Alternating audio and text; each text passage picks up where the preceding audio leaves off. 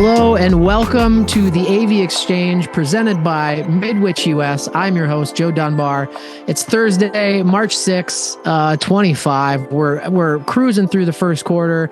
We've got a bunch of AV Exchange episodes lined up coming starting today and for the next, 6, 7, 8 weeks or something like that. So I really appreciate everybody joining us today. Really excited. I'm always excited. If you've been here before, you know it. We've got our guests from Singlewire today. They're going to be give us an overview, an introduction to Singlewire, an overview. So let's let's jump into the agenda and a couple of those things, and we'll bring our guests in quick. If you've been here before, don't let me put you to sleep. Just bear with us for a second while I go over the introductions and housekeeping. We do have Ben from Singlewire joining us here today. He's going to be doing an intro to Singlewire for a lot of our customers as a new brand to Midwich. So we're excited to have him. We've been working with him for a while, but the official partnership has been launched in a real official capacity. And we've got him in the line card now. So we're excited about that. We're going to do an intro to Singlewire, the Informacast overview. We're going to look at some markets and verticals where these things apply. I'm going to be asking certainly about resources. We're going to look at some hardware integrations and things like that. Before we jump into bringing Ben in and getting him introduced, I got to go over the general housekeeping items. Number one is please use the questions, the Q&A for the questions, and the chat for any general discussion. I certainly encourage people to sound off. Let us know where you're joining the call from. If you have any experience in these projects or with Singlewire or alternative solutions, whatever, use the chat for that. Keep it going. Keep it lively. I am in the Southwest USA, and anybody in this area knows it is quite windy out here today. So if you see me doing a little wiggling, it's not because I had too much caffeine, though maybe I might have had too much caffeine as well. I'm going to launch a poll real quick. It's real basic. We just want to know how familiar you are with Singlewire, unfamiliar, sort of familiar, and very familiar, and then what your position is in the market. This just helps us know who we're talking to. We get a mix of folks in here from system integrators to consultants and end users, so it really helps us to keep the conversation on topic for y'all. So I'm going to bring Ben in just a minute, but before we do that, please check out this promo video from Singlewire, and then we'll get you introduced. The need for efficient communication extends beyond emergencies. Operational incidents require reaching the right people quickly to minimize disruptions. Michael is the CEO of his company, and Michael needs to ensure that each of his department heads have the tools they need to share information at a moment's notice. But Michael is also budget conscious and doesn't want to break the bank investing in multiple tools for each department. And that's why he's turned to Informacast, a single solution that leverages his existing technology, including desk phones, email, mobile devices, IP speakers, and more to meet all of his daily communication and emergency notification needs. With the ability to customize different roles in Informacast, each department only sees the messages they're in charge of sending. Sarah is busy overseeing the facilities, but if something does go wrong, she can instantly send alerts about hazardous spills, water damage, or snow removal. As the head of security, Jeff is constantly monitoring for potential threats.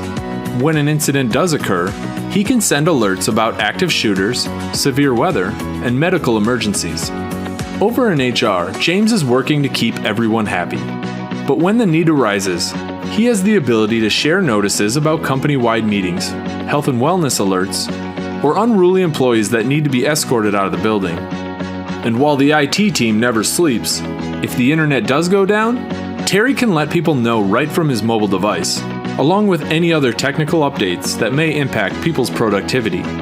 By clicking on any of these alerts, the sender is given a series of short questions, which allows them to provide more detail and select which groups and which devices receive notification. Because Informacast uses mobile and on-premise devices to deliver text and audio alerts, people receive messages quickly and begin taking action. Whether it's day-to-day tasks or a critical emergency, Informacast makes it easy to get the right message out to the right people at the right time. All right. Thanks so much. Welcome, Ben Scudder of Singlewire. How are you doing today, Ben? Doing great, Joe. Thank you for having me, and thank you to the audience for attending. It's great to be here.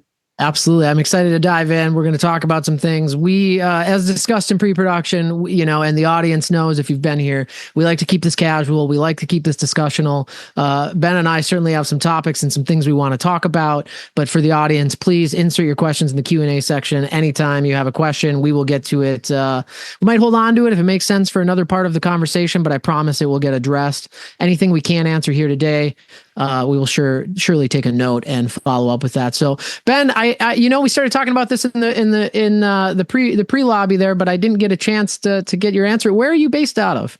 Yeah, absolutely. So I'm here at the Singlewire headquarters out of Madison, Wisconsin, in the capital city. So it's a little cold here still, but we're rounding the corner on spring finally.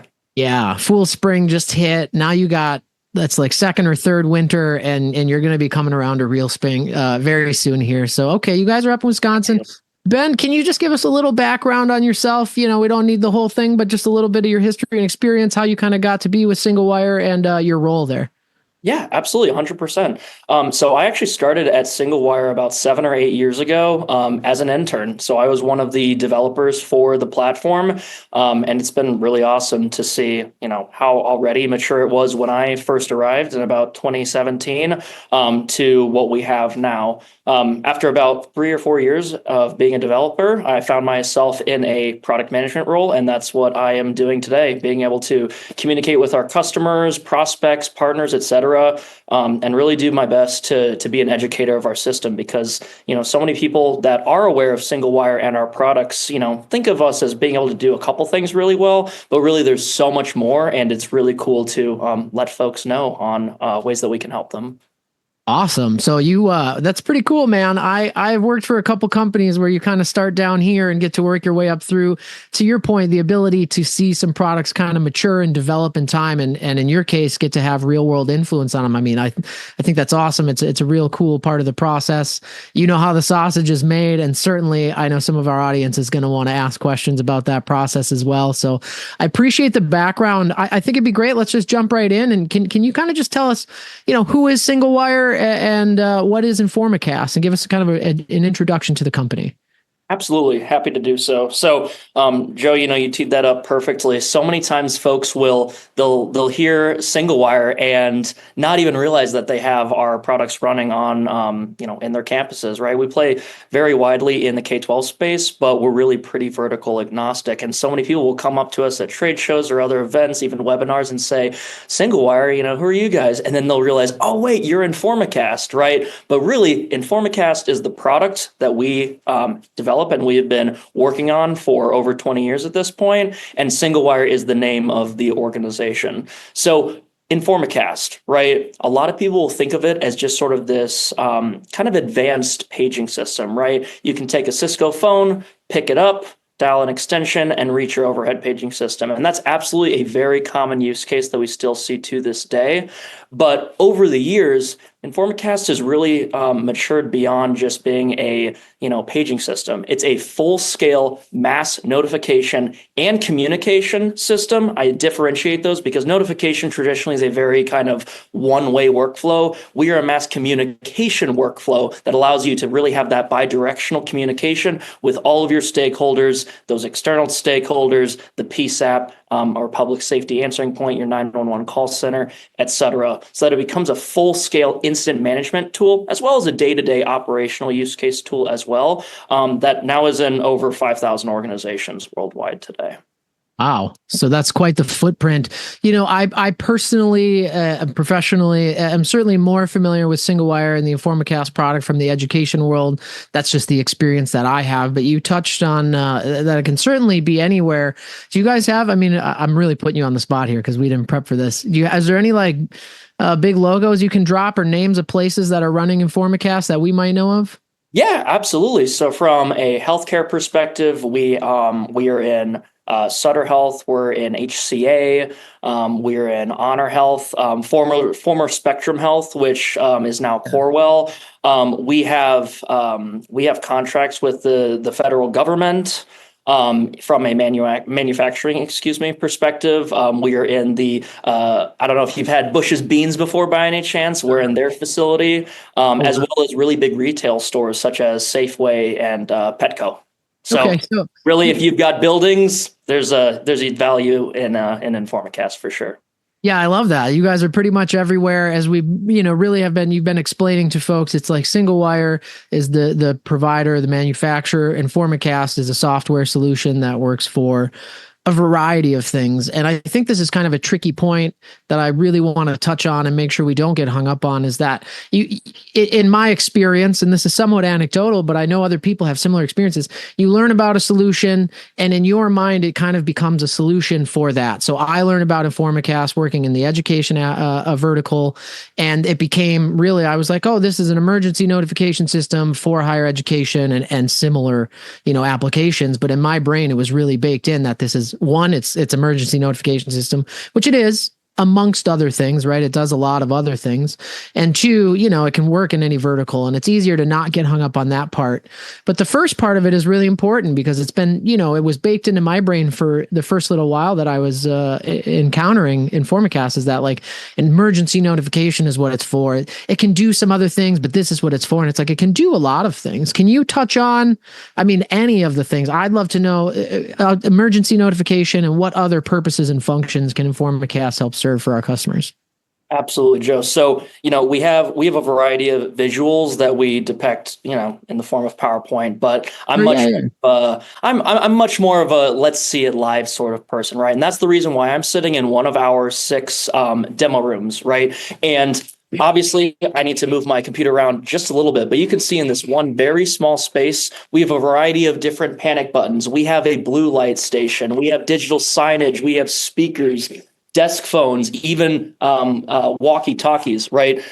The value of Informacast is so much beyond just emergency notification. It really is a unified communication platform. And that goes beyond the emergency use case, 100%, right? Those operational use cases are extremely valuable for 2 reasons. One, it allows you to get value out of the system for day-to-day activities that aren't just emergencies. Think about bell schedules, scheduled notifications. Again, not just necessarily schools, but in hospitals, like staff shifts, or in manufacturing, same sort of thing, right? What it allows you to do is not only take use of the system every single day and pass those important messages that everyone needs to know based on where they're located and what their role is, but also it's constantly allowing you to exercise the system so that in the event of an emergency, God forbid that should happen, the system is going to do exactly what it is designed to do because you've been leveraging it for those operational use cases as well. Got it. That's awesome, man. I appreciate the detail there. So it's a piece of software. Informacast is a software solution utilized to integrate and leverage your hardware endpoints, really. So here at Midwich, the most commonly we see Informacast paired with advanced network devices, or A&D. Again, this is typically kind of with the higher ed, or not just higher ed, but the education vertical we find ourselves in, but not solely. I've done a handful of corporate campuses and things like that with the solutions as well. These are all the gizmos and doodads and displays and speakers and screens and panic buttons and everything that we see behind you. What are the requirements for the hardware devices to work and integrate with Informacast? Is it safe to assume that if it's an IP box, it's going to be able to be addressable within Informacast, or is it not quite that clean? What are we looking for when we're looking for compatible hardware solutions? Absolutely, Joe. And that's an awesome question as well. Informacast, one of our core values is remaining as vendor agnostic as possible, right? So to answer your question specifically, if it's IP based, the answer is almost always yes. Specifically, we have this visual that kind of shows off our famous any to any slide, as we refer to it as. Yeah. And you can tell that we do not go out of our way to say like, hey, you must use a Cisco phone, or you must use a Centegix wearable device, or you must use a bright sign digital sign display to work with Informacast. We're vendor agnostic, right? And the reason behind this is that we want to make this as affordable of a solution for folks as possible, especially in the K-12 space when budgeting is always a huge concern. And you've already made investments into paging systems and your digital signage, phones, duress solutions, even mobile devices, right? All of these are systems that you don't want to necessarily have to purchase a software solution that only works with their proprietary hardware, right? Because eventually, if you want to try a different solution, you're stuck with all those devices that immediately become really expensive paperweights. Right. Yeah. So regardless of if it is an analog paging system, an IP speaker, an IP based paging system, an IP phone system, etc., Informacast leveraging industry standard protocols such as Common Alerting Protocol or RSS to reach digital signage, as well as things like our cloud-based REST API that can interface with pretty much any Internet of Things, vape sensors, panic buttons, etc. you can imagine, where we can consume and produce notification data to pretty much make any device on network or mobile. Of course, we play in the mobile space as well, like everyone would expect, and establish that bidirectional communication regardless of the event. That's awesome. It's almost like too open-ended in that regard. When you're looking at inputs to the system, we're talking about endpoints, right? So when we're talking about inputs to the system, you mentioned a Cisco IP phone. Is it the same kind of open architecture and integration on the front end and the input side as it might be on the output side? Yeah, absolutely. So from the input side, let's just start there. And let's start with phones, since those are something that are so common to this day. Maybe eventually we'll get to a point where desk phones are completely obsolete, but we're still waiting for that day. And we know that we're still developing more and more advanced desk phones. People still use them.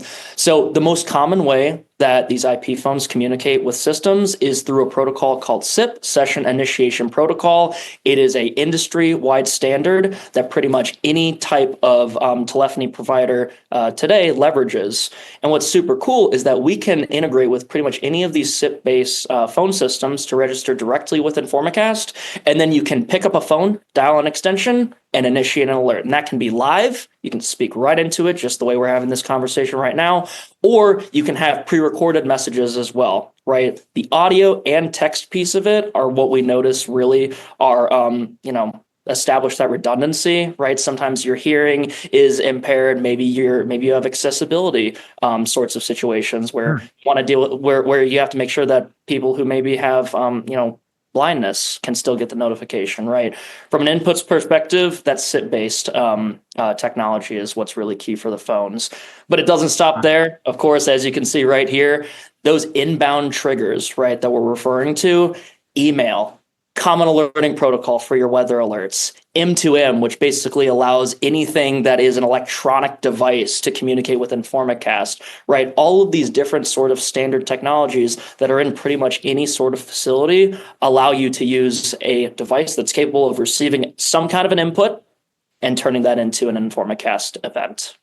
Awesome. I know from our experience that we certainly have integrated analog microphones and speakers and things like that on either end of the solution. It typically find ourselves in situations where the phone system reaching in for announcements and paging and things like that is more than sufficient for 99% of the users in this solution.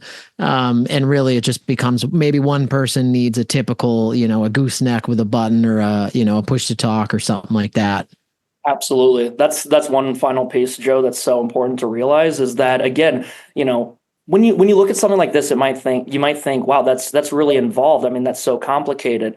This is purely showing the power that you have at your fingertips, right? You don't necessarily have to use every single one of these initiating devices or have every single one of these sort of endpoint targets to receive notifications. That can be one-to-one. It can be one trigger to any sort of grouping of these devices on the right-hand side. And what it all comes down to, specifically on the audio side, is leveraging a technology called multicast. And that's what allows us to push that in-sync, infinitely scalable notification audio from a single device all the way to an entire campus. You can hit thousands of speakers, phones, intercom systems, all with the press of a single button. We make it very flexible, and that's by design. Which is, obviously when you're dealing with emergency notifications, absolutely mission critical. Maybe daily announcements or something aren't quite as critical and you can tier off who's getting what, but exactly. I love to hear that the integration is so agnostic. We did get a question from Terry, shout out. Terry Torreson asks, hang with me. Terry did ask, I'm going to take a stab at this, Ben, and then maybe let you amend it or correct me in any way. Terry wants to recommend that endpoints be on a UPS and or backup power. Terry, I would say in my experience with these applications, we're talking about IP-based endpoints. So they're usually powered from an IP switch to an IP speaker or an IP device. All the devices sitting behind Ben are plugged in with an Ethernet cable.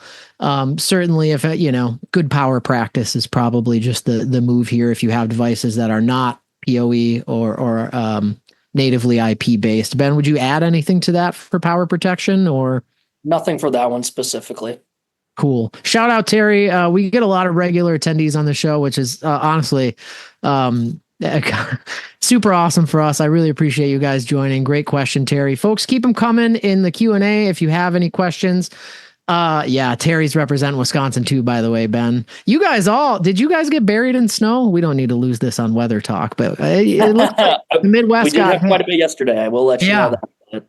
Thankfully, it's going to melt pretty soon here. We're in this. You guys are surviving. Is all I can say. I hope you're managing. Thanks for joining us, and certainly the questions keep us going. We talked about third-party integrations. We're talking about A&D, getting that stuff kind of brought in. So Informacast is a software solution that ties all this stuff together. Ben, what does the sale model look like for this? If it's a piece of software, is there licenses? Are they perpetual? Are they annual? What options are available for us? Yeah, absolutely. So I think I do have one more just kind of nice visual to tie to this sort of question. Bring in the visuals. I'm all about it.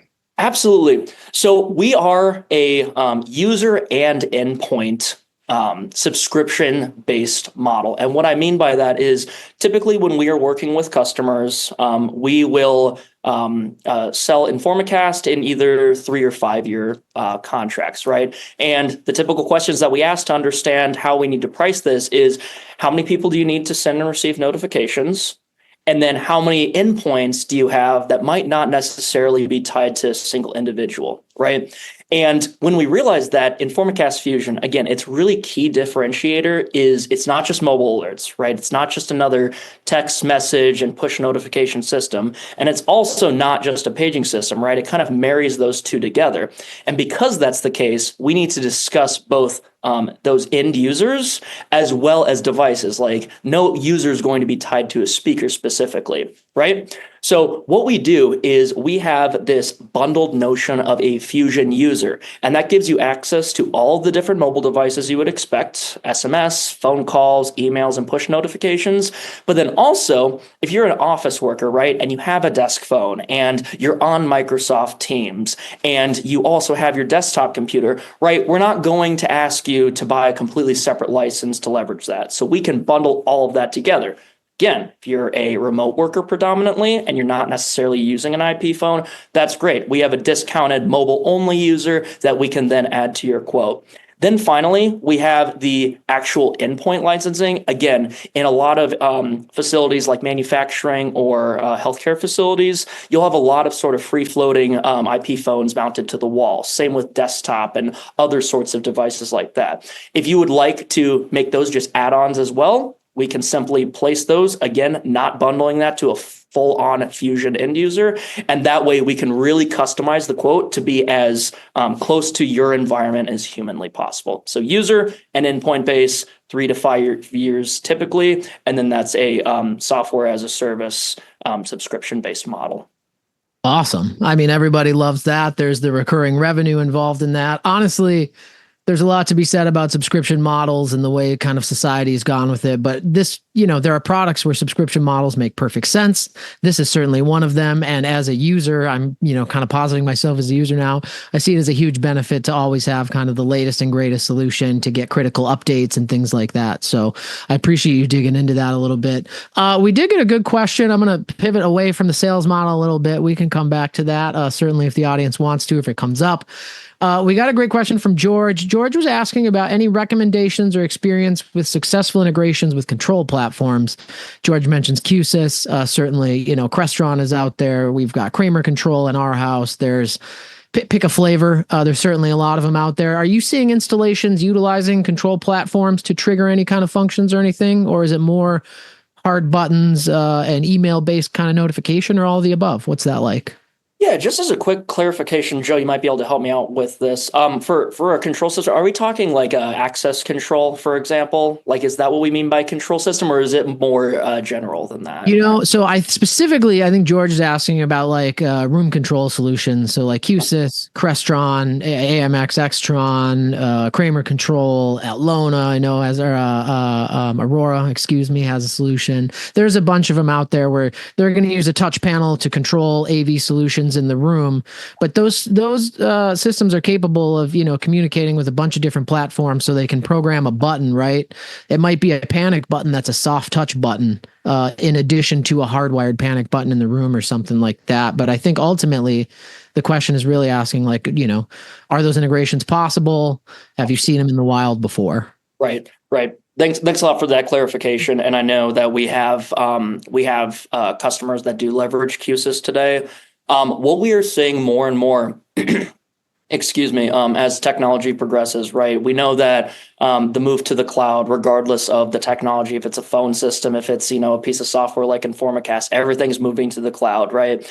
And with that, more folks are becoming more, not necessarily technologically savvy, but access to things that were traditionally built for programmers are becoming more mainstream, right? And this is where I bring up that famous acronym. I don't know if it's an acronym unless you actually like say it like a word, but API, right? Abbreviation, whatever you want to call it. Application Programming Interface. I remember when I was at school in Wisconsin, and I just thought to myself, what in the heck is an application programming interface? That sounds like one of those terms just purely meant to confuse you.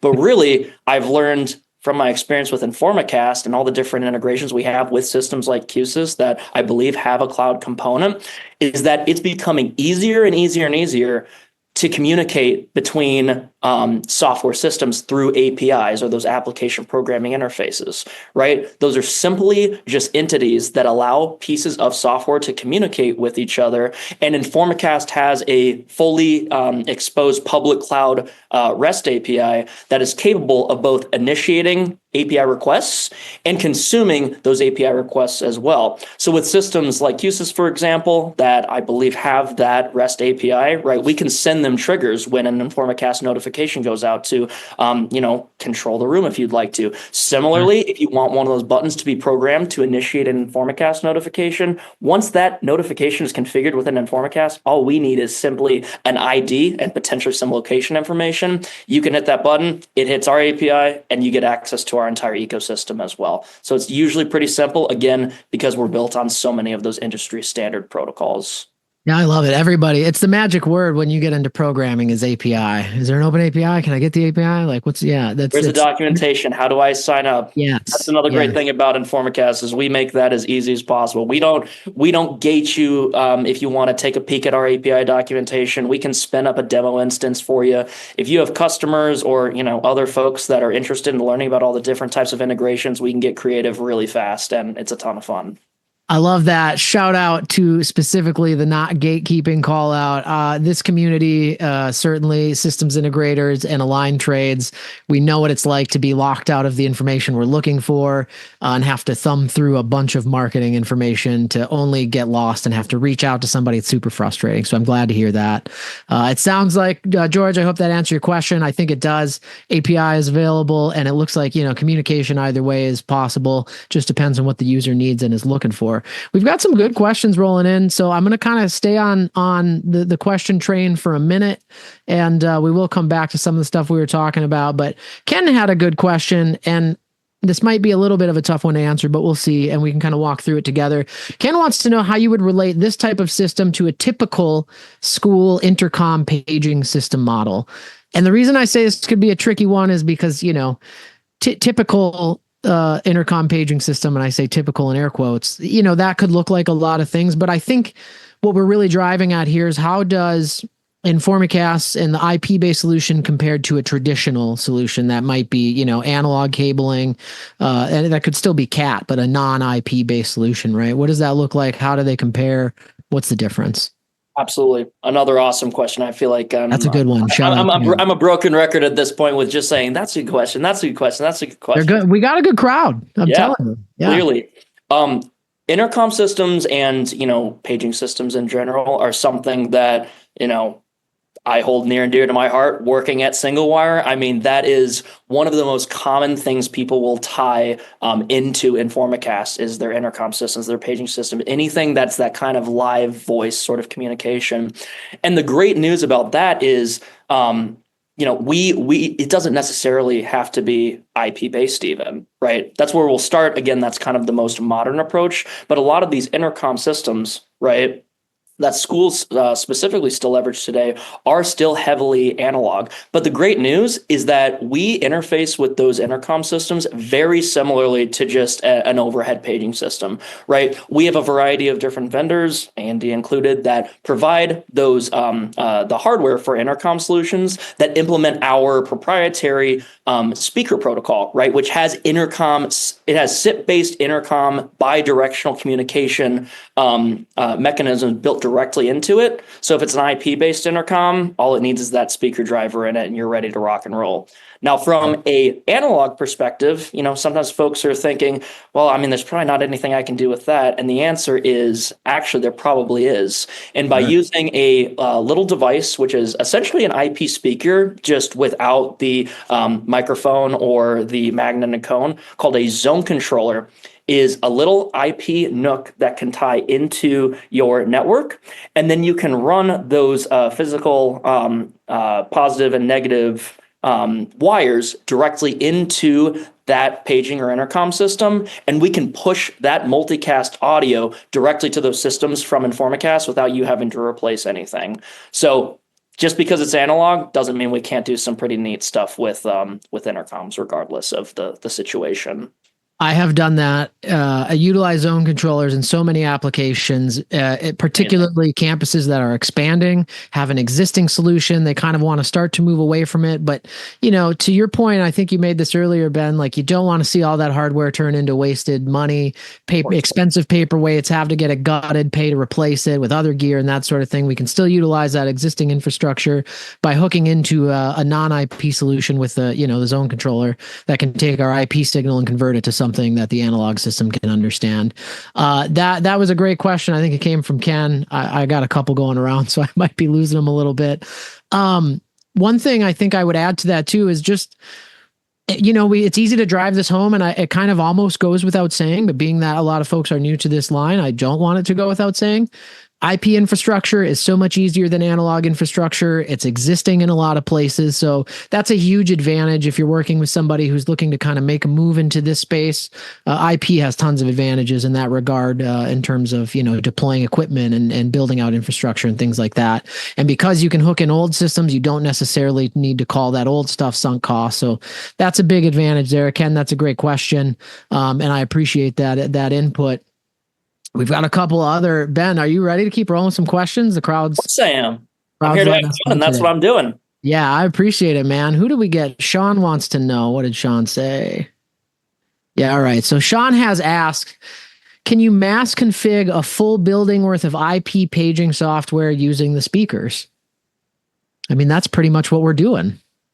But I think the question comes to mass configuration, which I'm going to reword if that's all right here. What does it look like for configuration when you have a whole campus like that? Can you configure some of the endpoints in banks or groups or something like that, so you don't have to go through? I mean, God forbid, we've done system with hundreds and thousands of endpoints, so that could get messy. Can you talk a little bit about what that is like? Of course I can. And, this probably isn't going to come as a surprise to anybody, but we have the answer is yes. And there are multiple ways to do that. Right. So I'll start with kind of the more common case. Right. So again, going back to the speaker protocol piece, again, keep in mind that even if you have IP speakers that don't necessarily leverage our speaker protocol today, that doesn't mean like there's no chance we can interface with them and with Informacast. They simply need to be able to consume multicast audio or take a SIP request, right? Okay. So That doesn't necessarily mean that you must have those sorts of vendors and you're out of luck otherwise.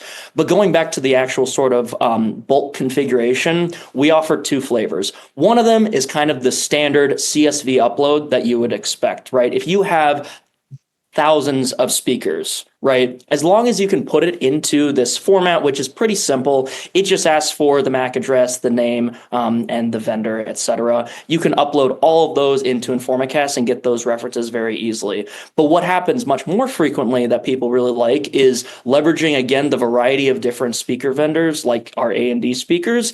They register automatically with Informacast when you plug them into the network. That's part of the speaker protocol. So just by plugging those into the network and letting it do its thing, after 5 or 10 minutes, you'll have all of your speakers already configured with Informacast without even having to lift a finger. Then the next question is, well, Ben, okay, great. I have all my speakers. They're all registered, but I need to obviously divvy these up by building or zone. That's super easy as well. We have a feature called device groups built into Informacast with a wide variety of different ways that you can group those devices. What we typically see people do is they can simply key off of the speaker's subnet, and then that way you can just say, hey, if the first few characters of the IP address match this, then put those speakers in that group. And it's really awesome because then when you plug in more, if they already belong to that subnet, you're automatically going to be putting those new speakers into the group without having to do anything with it in Informacast. You can also do one-offs, you can add and remove manually, but yeah, the bulk configuration tools and, even increasing the volume, rebooting en masse, etc., we make it really easy on the speaker side for Informacast. Yeah, I that was a great question, and I happen to know a little bit about that and have some experience with it. Being that it's a solution that's really made to manage, I don't want to say a virtually infinite number of endpoints, right? There Very are some big. Yeah, right. Huge systems. I appreciate that y'all make it easy and give us a couple different tools.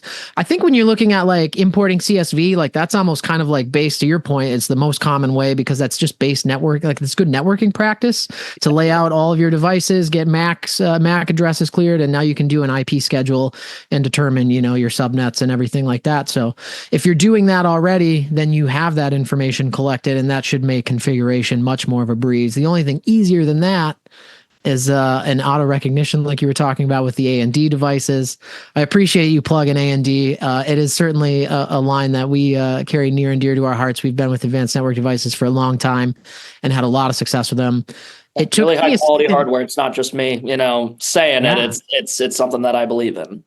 Ben, I have a hard time sometimes on this program and some of the other ones that I do, like not turning into too much of a cheerleader. I really want to keep it authentic and be able to be, sometimes it's not always positive, right? But really with A&D, there's a lot of great things to know about their line. It's very robust hardware. It's very easy to use. I love the integration that you guys have built and the partnership you've built with them. Can you just give us a little, you guys work with A&D pretty regularly, right? What does that relationship look like? Do you give them feedback on products? Do they give you feedback on functions? Like, what does that look like? Absolutely. Yeah. A perfect example is just, I think it was within the last 2 or 3 weeks, our support teams, they have a recurring meeting where they just discuss, hey, what are you folks typically hearing, right? Again, when you're in a space like we are, right, where the customer at the end of the day, right, they know that they have a system that allows them to communicate messages between devices, right? That's great. But the issue is when something goes wrong, right? What if, one of my speakers isn't registering or, it didn't receive a notification? Well, who do I call, right? Is this something Singlewire can help out with? Is this something that A&D can help out with? Is this something that like my integrator can help out with? And the good news is that because we all are pretty passionate, right, across all those different groups, usually there's someone who can get you most of the way there. But when you can't and you really need that expert, that SME that exists and lives and breathes that sort of information every single day, we have that level of relationship between our support teams and our product managers, right? And with support team conversations, obviously, it's exactly what I just said, right? Communicating what have you been hearing? What sort of feedback should we provide? Who are some additional contacts we can get if we run into this again, et cetera? And we have a pretty close relationship. It makes passing the customer between parties much more of a kind of warm introduction as opposed to not my problem. You go talk to him instead, right? We're not going to do that. But from more of a product development perspective, right? We have mutual sorts of interests as well, right? When people purchase these sorts of devices, as we mentioned earlier, it is a subscription model. That constant improvement, as long as I have that licensing, I expect it to get better and better and more feature rich. And just recently, we were speaking with the A&D team, and they had asked, "Hey, there's a special capability that I think it's one of these guys actually right up here that has that really nice large display." And they were saying, "Hey, we have this capability where we would like to put a larger image, right? That your protocol doesn't necessarily support great right now. It would be awesome if we had the ability to upload a zip file into Informacast and basically take that zip file and do whatever we want with it to make some really cool, customized, specific, tailored use cases for customers." And almost immediately, we went to our development team, they implemented it, and we had that completely turned around in less than a month. It's that sort of relationship that allows us to really get things done together and ultimately provide the customer with the maximum quality of experience that they would expect. I love that, man. I feel like so often in any industry, this isn't unique to the audiovisual world. Everybody wants to lead with their best foot forward. Of course, we want to talk about the strong points, and we, often will avoid the weaknesses or maybe spin the weaknesses as if there's some kind of strong point. But the reality is, not everything works for everybody or every application, and that's okay. And we know those things. And I love that you guys receive that feedback and have that kind of two-way conversation with A&D, as well as I'm sure other manufacturers, but we'll pick on A&D because we love them here. And that certainly helps the product develop. Particularly, you're talking about with the subscription model, you're expecting that experience 100%, right? So you love to see new features, expanded functionality, and those types of things come via firmware updates or something like that, or software updates. Because I'm not picking on you, right? Because we touched on subscription model again, Ken had a great question. Ken, you're firing on all cylinders, but I appreciate it. Ken wants to know, how do we position the subscription model budgetarily as opposed to non-subscription, as an investment? And so maybe I'll clear that up a little bit myself. I said, how does it compare? I got to imagine on a dollars to dollar sense, and I've only ever sold and designed really the software based and IP based solutions with Informacast and A&D and those type of solutions. I'm familiar with what else is out there on the market. Those are more, we're talking kind of CapEx versus OpEx a little bit, but how does that stack up? Is it competitive? I got to imagine it's going to be a little more expensive over time. I mean, if you keep a subscription for 150 years, that's going to be more expensive than a one-time hardware layout the first time. But if you're getting improved benefits out of it throughout the lifetime, kind of how do you weigh that? How do you guys compete against more of a CapEx model of a hardware solution that's install, hang, and bang?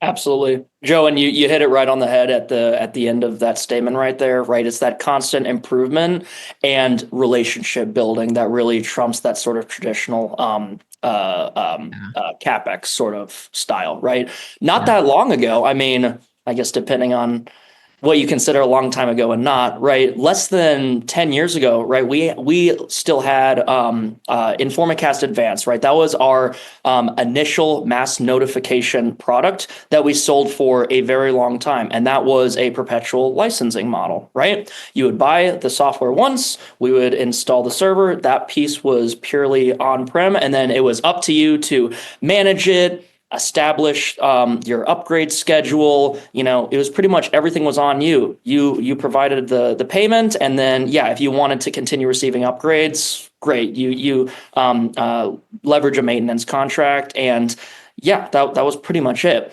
And absolutely, that can work for some people. But what we noticed over time, and the rest of the world, and especially in the software industry, realized as well, is that the value that you get out of a subscription model is so much larger. From a cost perspective specifically, right, as you had said, if you were to subscribe to something for 150 years, yes, likely over time the value would be, the cost would be more expensive than their perpetual model. But all of the other benefits that you get as well, right, continued support, automatic upgrades, your relationship with your account manager, right? Yeah. In a SaaS level sort of situation, right? We're constantly building that value. And it's not necessarily just to upsell you, it's to make sure that you realize, hey, we just had a new release. Hey, now you can upload your floor plans and drop devices and send directly from that map. You no longer have to do the old school pick up a phone and dial an extension. You can do that all straight from the Informacast interface, right? We developed a new app. We acquired a visitor manager solution that integrates seamlessly with the Right. with the product, right? On top of all the management that we handle for you, it really ends up not from just a dollars and cents perspective, but from a time consumption perspective, you end up saving in the end. I buy into that, especially in the enterprise and commercial world. I know we've been bombarded by subscriptions from so many businesses trying to improve their revenue flow, and that's kind of a different thing. I think when you're looking at enterprise applications specifically, it's just a no-brainer. Your business continues to grow and build, and you need your solutions to grow and build with it. I would also add, you started to touch on it and briefly mention it, but I just want to emphasize, like, there's unknown cost of a perpetual kind of situation and a hardware based solution of maintenance and support that you had kind of talked about. And you can, and people will put numbers on it. But it's tough to, you got to include that in the conversation. I think if you really want to compare apples to apples, kind of where I'm going with that. So we've got more questions. Y'all are the best. I appreciate it. George had a good one as well. George is wondering if you guys offer any professional services, install, configuration, like fee-based services for our customers who might be new to it. Is it so simple that thing's not even necessary, or how do you guys approach this when you're getting in with new customers? Well, this is another one that I'm happy to say that the answer is absolutely. As as an aside for the, is it so easy that we don't need it? It really depends on the person and what they consider to be so easy to use. If I handed it to my almost 70-year-old father and said, "Hey, Dad, go configure it," he would probably say, "No, there's no way. I'm retired, and Ben, you do it for me," right? So it's not necessarily it's not really technically difficult to use at all. But what we notice more and more is that folks are being asked to take on more and more responsibilities at their jobs, right? And in Sure. Formicat and managing all their communications, it might fall on the facility person's plate, the security person's plate, the IT person's plate, or maybe a mix of all three of those or even beyond, right? And a lot of times it's just, man, I have these specific use cases and I want to have someone do it with kind of that white glove treatment. We have two flavors of professional services that kind of cover everything. The first is what we call our Jumpstart Pro Services SKU. And what that basically does is it is geared towards a fresh install, right? It gets your notifications, your messages, and your recipients all configured, creates groupings so that you can send just to mobile users, just to those on-prem devices, maybe both based on role, etc., as well as also doing things that are a little more in the technical weeds, like actually installing the server for the first time, right? Some of those one and done sorts of workflows that people don't necessarily want to get too involved with, we can absolutely build those out. Jumpstart is something we include on most of our quotes just because it is very reasonably priced. It's got a very clear scope of work, and we do it all the time. You're going to have the springboard that you need to drive out those more sophisticated use cases. At the same time, we also have custom tailored pro services that can be any scope that you could possibly imagine. If you want a fully fleshed out, I touch every single device on your network sort of installation exactly tailored to your use cases, we can do that as well. We have a full pro services team. They continue to grow in size and popularity. So yeah, we love our PS team. I love it, man. It's certainly not just an application, where somebody's not capable of it. To your early point, maybe doesn't have the bandwidth for it. The other time where I see these kind of services utilized across many manufacturers is really when you're new to it. It's almost like a training mechanism, right? So when you're going to your first installation and deployment, you don't have to feel like you're alone. You've got some good support in terms of somebody available to you who knows exactly what they're doing, and eventually you can kind of take the training wheels off and fly by yourself, which is obviously the hope. We've got like 10 minutes. I've got a couple more questions I want to hit, and then we'll do the drawing for our Amazon gift card that we give away at the end and roll out of here. Really appreciate everybody's questions. Steven had a good one. I guess offers what you can. Steven wants to know, given the cloud nature of the software, what security protocols or certifications does Informacast adhere to protect customer data? It's a great question. Absolutely. So for that specific question, I have a link on our website that can give you all of the detail on all of that. I'll speak very high level here, but Joe, you and I can chat and we can just share that link. It goes to all of our legal terms, all of our privacy considerations, et cetera. The pieces that I will plug specifically are that we are fully GDPR compliant, we are fully CCPA compliant, we have our SOC 2 certification. And all Informacast traffic to the cloud and our on-prem server is encrypted, in transit, and at rest, right? We run our cloud-based infrastructure in AWS, so of course we inherit all of those security mechanisms as well from them. But in order to go deeper than that, I think that we'll just let the documentation speak for itself. Don't need to put us to sleep with the legalese, but I think you nailed it there. I'm glad to see that you ran off a couple certifications that I think are the most important thing and really what Stephen was looking for. But obviously, it's been considered. There's solutions in place for it. Stephen, that's a great question. And honestly, whenever we talk about IP solutions, somebody inevitably brings up security, and it really should be one of the first things. Yeah, it should be one of the first things we touch on. So great question. I've got one more here. If you've got any more questions, roll them in now, or I don't want to say forever hold your peace, or save them for your sales rep, and we can certainly get them answered. But this is a Ken question, not a Steven question. I forgot to update it. Steven was just asking about network switches. Obviously there are other technologies that require, maybe a layer 2 managed switch at minimum. There's going to be PoE requirements for your hardware. Do you guys have any stated requirements for switches, or is it going to be more on the hardware manufacturer? More on the hardware manufacturer. It's one of those things where, I'm sure like anything, there's always an edge case, but in general, we'll work with anything. As long as we have that network connection, you're ready to rock and roll. That's what I figured. There was one last question that Terry threw out here, and I want to get in if there's special pricing or like the GSA project registration. What are any of those functions available? Vertical specific discounts? What do you guys have available, if anything? Yeah, absolutely. I think what I'll say on that, Joe, is that we have working in so many different verticals and having so many different personas and so many different budgetary constraints. There are questions around, basically tailored pricing all the time, right? I will obviously say that, we don't have anything that's purely documented like, hey, if you hit this criteria, you're going to get an instant 50% discount. But we are extremely, extremely sensitive to folks that, need a safety system. Again, it's more than just running a business here. It's truly the mission to help save lives. And whenever we propose our initial pricing, as we have a deeper conversation, understand the environment, understand the timing, understand the urgency and the budget, right? There's always different knobs and switches that we can pull. Occasionally, it doesn't always work out from a financials perspective, but we're always willing to work with you on the price. Hopefully that's such a great answer. You very diplomatic in that response. Basically, we're saying, hey, Terry, anyone out there, if you're working on a project, if there's a competitive solution out there, just bring the info to us. Work with your sales rep to get all those details across. We'll work with the team at Singlewire and get them involved and do whatever we can do to help you guys win the project, as we would, program or not.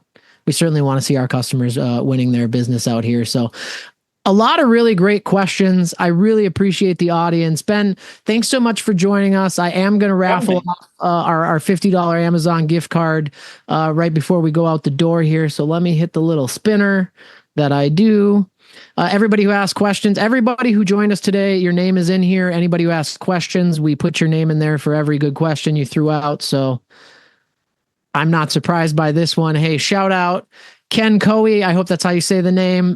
Ken had some great questions today. Everyone really did. So I can't say enough just how much I appreciate everybody coming here, especially our frequent flyers and regular visitors. We really appreciate your time and hope you're getting good, useful information out of this that we can build upon.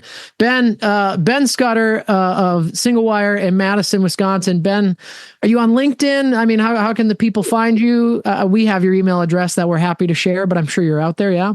Yeah, absolutely. I'm on LinkedIn as well. Yeah, always happy to share around links. Let's get connected. Let's schedule a conversation. My email responses always have a link to my calendar. I'd love to chat with any and all of you folks. So don't be a stranger. Thanks again for tuning in. Yeah, I appreciate it, Ben. Thanks so much for joining us. Thanks again, folks. We have another one next week with a new product and a new brand to us, New Blue, which I'm very excited about. In the meantime, I hope you learned something here, and certainly I hope this jogs the brain a little bit so we can have some follow-up conversations. Reach out to your Midwich sales rep, and we'll be glad to get you some more info. And until next time, thanks for joining us on the AV Exchange.